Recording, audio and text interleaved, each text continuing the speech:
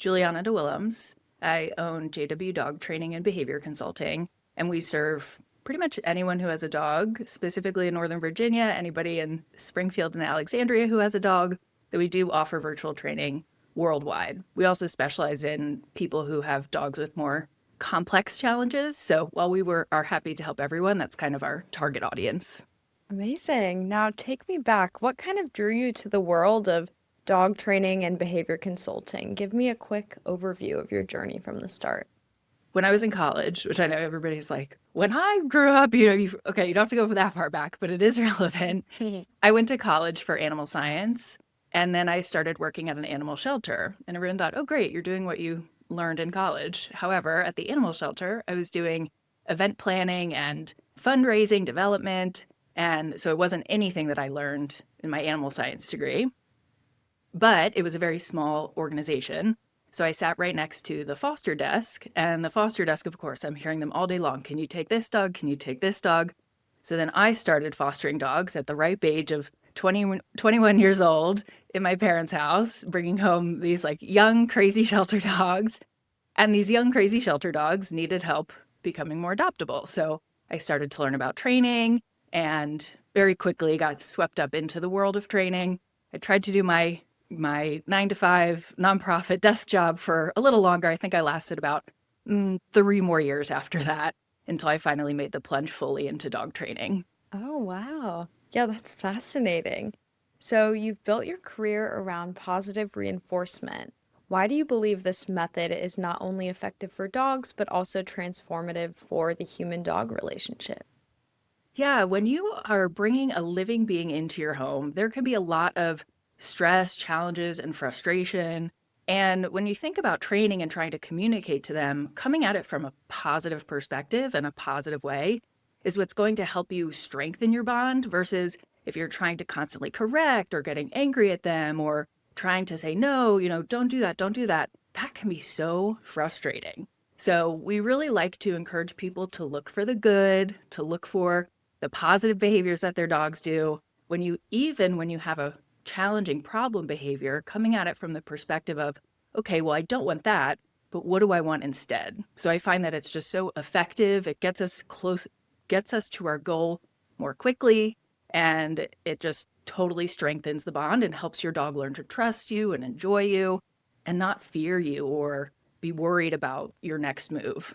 Yeah, absolutely. And I'm sure that, the dogs pick up on that frustration as well. Of course. I Yeah. mean, it's like you get frustrated. And by the way, the dogs get frustrated too. They think, Hmm. I'm trying to just be a dog in this human world and it's hard. And the behaviors that come very naturally to me get me in trouble. And I'm just doing my best. And, my human keeps getting frustrated with me. So, yes, there can be a lot of friction in a relationship when there's so much frustration. Yeah.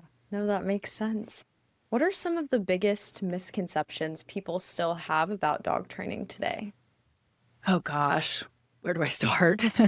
I mean, there are so many misconceptions that people have about dog training. It can be anything from there are such things as quick fixes and, oh, if I just do this with my dog, then suddenly they'll never do the behavior again. And this kind of idea that it shouldn't take a lot of effort and the human shouldn't have to change their behavior. But it takes effort. It's similar to changing any behavior. I mean, think about humans trying to change our behavior, and we know we want to change our behavior. Our dogs have no idea we're trying to change their behavior.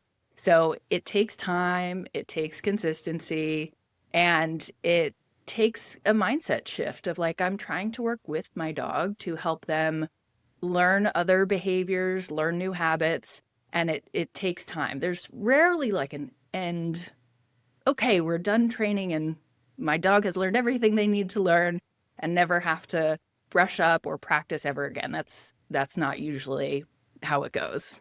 Yeah, and that's kind of like you said, it's not the same with humans either. I mean, if you think about like therapy or something like that, Yes. you're never really fully finished. There's always things you can dig into, and there's always kind of ways you can hold yourself accountable to whatever your mindset may be or things like that. So it definitely Completely. makes sense. Therapy, exercise, any habit that we're trying to maintain, but that maybe doesn't come so naturally to us. It takes effort to continue. So you're absolutely right. Humans, there's a lot of parallels between our life and our behaviors and our dogs and the way they behave.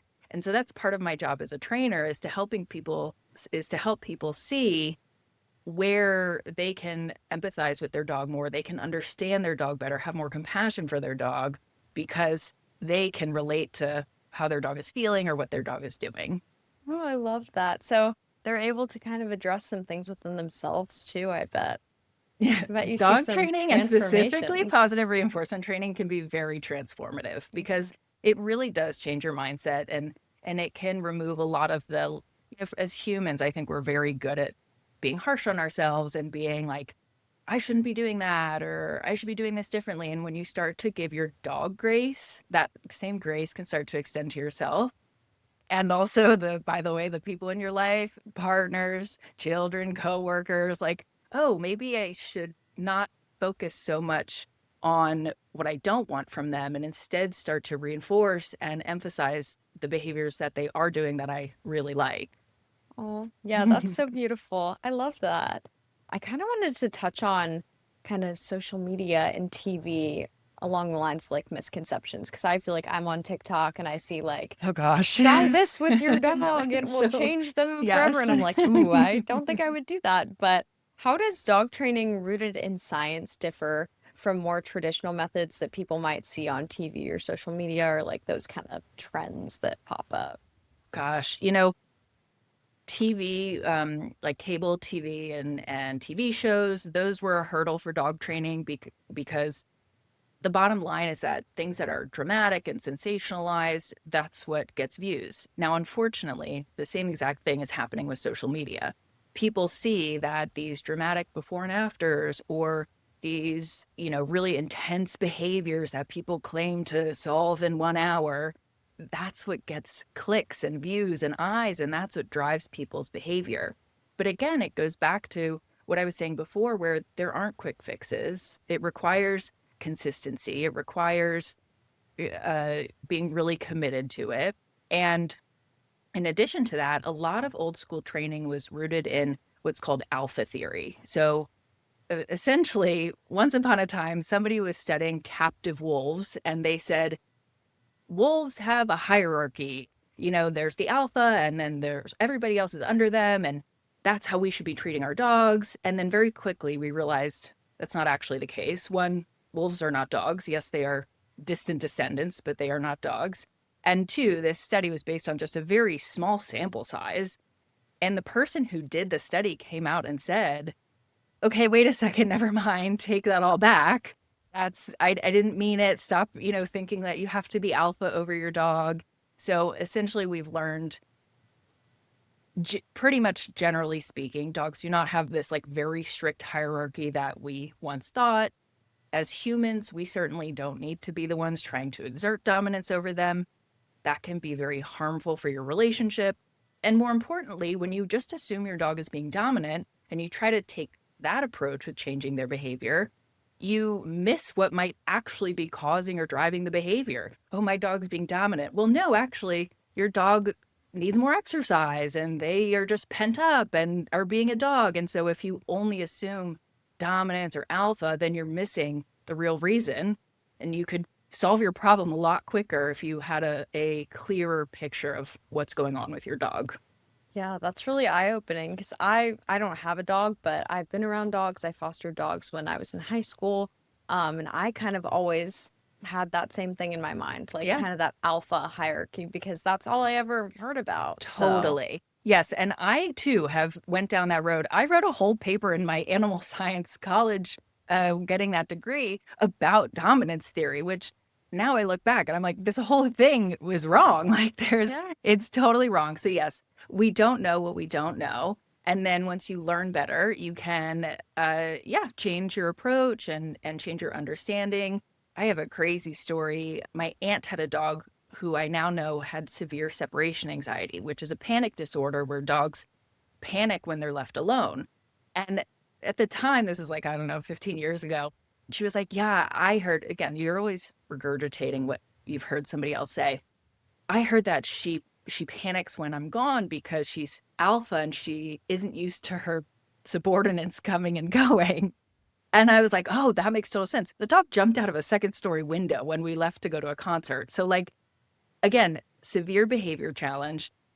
The dog was extremely suffering, and we had this total wrong idea of what the root of the problem was.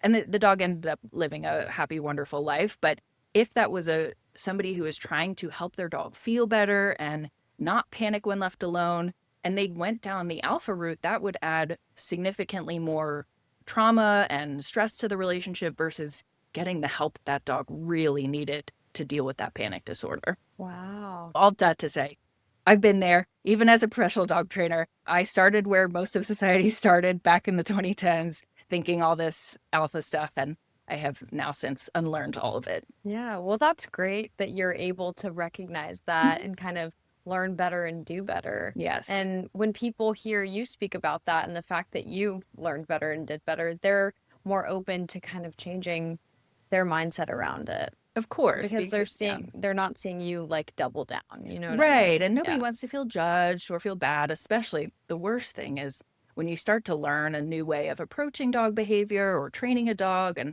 and seeing a dog's behavior and you realize kind of how you used to treat your dogs or what you've done in the past, that can be really hard to reconcile with. I Mm. never quite did that with dogs, but I did that with horses growing up. I realized looking back, like I did so much to these horses that I loved, but that was really, really harmful in the name of training and changing their behavior. And so that's like a really hard thing to reconcile with as somebody who loves these animals. And the best thing we can do moving forward is change our behavior and learn more. Yeah, absolutely. I wanted to ask, what's one of the most rewarding transformations you've witnessed in a dog-human partnership through your programs? Gosh, anytime the behavior challenges that we deal with can be so heavy. So reactivity, where dogs bark at other dogs on leash, separation anxiety, where dogs panic when left alone, dogs who can't have their nails trimmed, dogs who are afraid of strangers and might be a bite risk. These are all really emotional, challenging issues to live with, both for the dog and the human. And so by the time people come to us, they are often exhausted. In many cases, they have spent money on this already, and they're just wondering if they can have a better life with their dog, if they can live a life that is less stressful. And the answer is yes, absolutely. So I'm trying to think of one specifically. It's hard to think of a specific Yeah, no worries. story because the general outcome is that yes, everybody, while you might not completely solve a problem, dogs are living beings who have their own temperaments and personalities. Life gets so much better when you start working with a qualified professional. Yeah, I bet. Sounds like it. Why is helping people understand their dogs just as important as teaching dogs new skills? Because you are living with another living being, and the best thing you can do with them is have a two-way conversation where, yes, you might be communicating with them, but if you don't know what they're communicating back to you, that's where so much friction lies with the human canine bond, where your dog is trying to communicate either I'm struggling or I'm bored or I need something, and you can't pick up on that communication and you're frustrated. It goes back to what we were talking about at the beginning, how frustration can really fracture the human canine bond. So to be able to understand your dog better and think, oh, you're behaving like this, probably because of this. So let me do this, that can solve the problem and not go down that road of frustration and turmoil for the both of you. Yeah, that makes sense. I wanted to touch briefly on like kind of your team culture Mhm. too. But you've built JW Dog Training into a team of top certified trainers. What would you say are the values that you prioritize when growing your team? It has been such a joy to grow my team and such a huge part of building my business over the last 5 years. I myself do not see clients anymore because I'm so busy with everything else. And so to have a team that I not only trust, but I think are best of the best is like, I'm so grateful because it's my brand that these trainers are going out and representing, and they are also putting their trust in me to take care of them as the business owner. So it's been a really interesting wild ride. I take trainers who are top of the line with both training dogs and training people. So I have very high standards for my trainers. As a team, I would say we value trust. That's going to be trust between trainer and family, family and dog. We value transparency, making sure that the family is completely understanding of the process, the expectations, our prognosis for outcome. We value stress reduction, so making sure that we are using training that reduces everyone's stress, dog stress and family stress. And yeah, I would say it's so like cheesy, but positivity is also No, it's huge, not like cheesy. Love between it. our training methods and the way we try to approach our communication. And, we really act as cheerleaders for our clients. Again, these behavior challenges could be very heavy to live with. And so for them to know that they have a professional on their side who's rooting for them and taking care of them is very valuable and important. So we act as cheerleaders just as much as we act as dog trainers. Yeah, I love that. That's not cheesy at all. Yeah. I think positivity is so important, and Hmm. people need to feel like they have someone to lean on and that Yes, really sees that great outcome. totally. So that's awesome. You've been featured in National Geographic, Forbes, and WTOP, and you created your own app too, Hmm. Dog Training Plus. Yeah. What role does innovation play in expanding your impact beyond one-on-one clients? I feel like everything I do at this point is innovation in the sense that I am trying to figure out a way to be a dog trainer, but that's not the traditional model of seeing clients all day, every day, all week. I did that for 6 years before opening my business. I saw dozens of clients a week and I got so burnt out. So between that and then starting my business, like I just realized I don't, that lifestyle doesn't fit my life right now and my priorities of living a low stress life. So I'm like, okay, how else can I do this? How can I both make a living for myself and help more people? And what does that look like? Do I kind of follow the grain and see what other people have been doing? Which, like, yes, of course, I think it's very valuable to see what other people have done that's worked. And what can I do that's potentially a little bit different that might help me stand out? So everything has been innovation. What can I do here? What works here? How do I tweak this?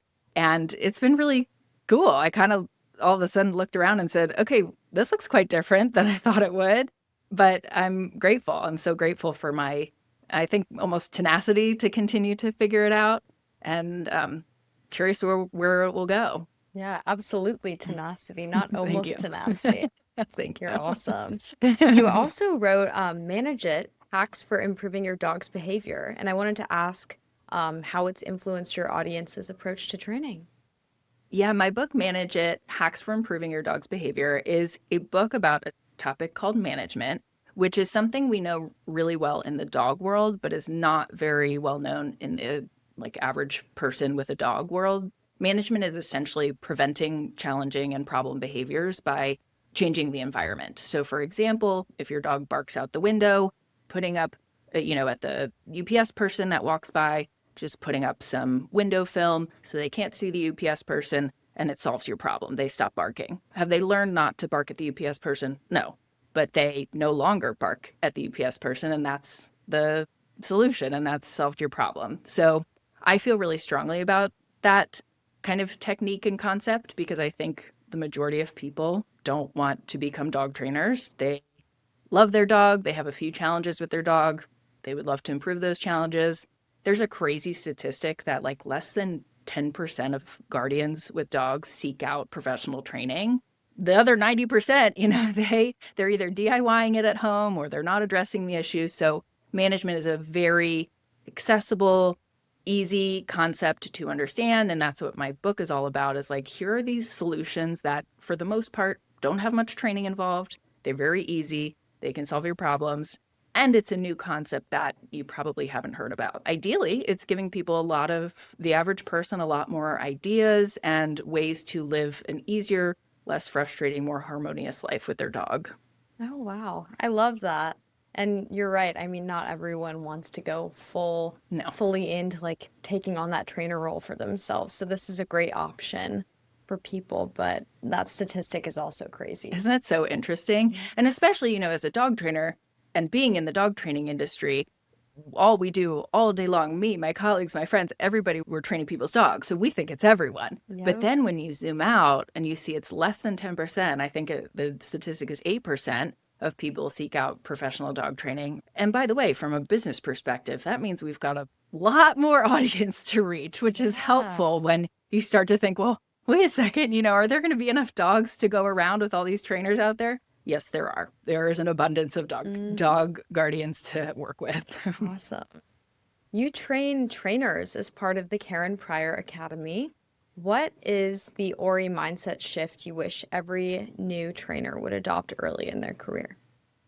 Yeah, I am a faculty member for the Karen Pryor Academy, which is a certification program for dog trainers. And I work with everyone from seasoned dog trainers who wanted to get more formal education to people who are just starting their careers and wanted to get into a school right away.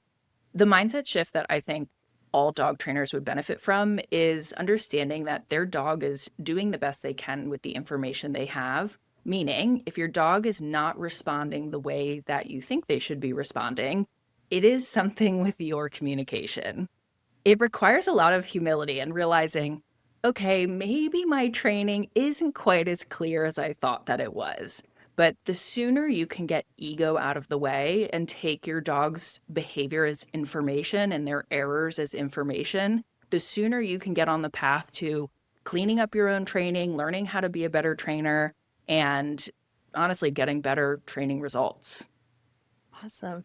Yeah, I just realized I said Ori mindset shift. I meant to say one. It's just I had it capitalized by I was accident. wondering Yeah. what you said, but So that's okay. everyone We went with disregard that. it. Disregard that. But no, that's awesome.